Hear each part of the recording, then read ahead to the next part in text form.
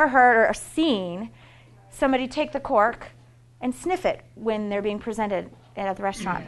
Yeah, I was in the restaurant industry for a lot of years, and I always would have to chuckle and keep it very quiet to myself when I would see somebody do that, because that also means nothing about what the wine is going to taste like. You pick a cork up and stick it in your nose, what is it going to taste like, smell like?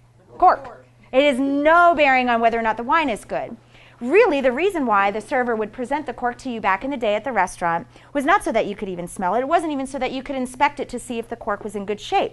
It was so you, as a diner, could tell that the integrity of the wine was true.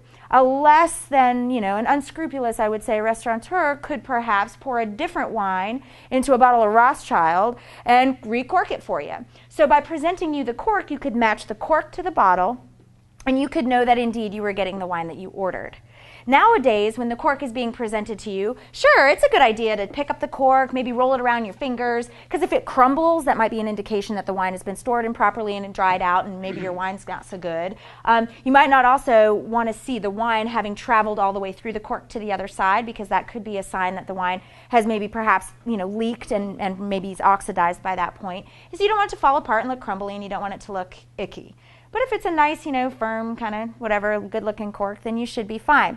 The reason the sommelier or your wine steward will put a little bit of wine in your glass for you before you taste it is not so that you can determine whether or not you like the wine, right?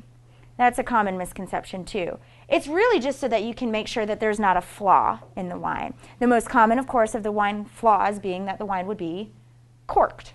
And you'll know, because as soon as he puts a little bit into your glass and you give it a little swirl and stick your nose in, you will smell cork, dusty, dry cork, wet cardboard, wet basement, newspaper. You'll know that something's not musty. You'll know something's wrong. With the exception of, if it's French, it may smell a little earthy and funky too. But you should, you'll know the difference when you know.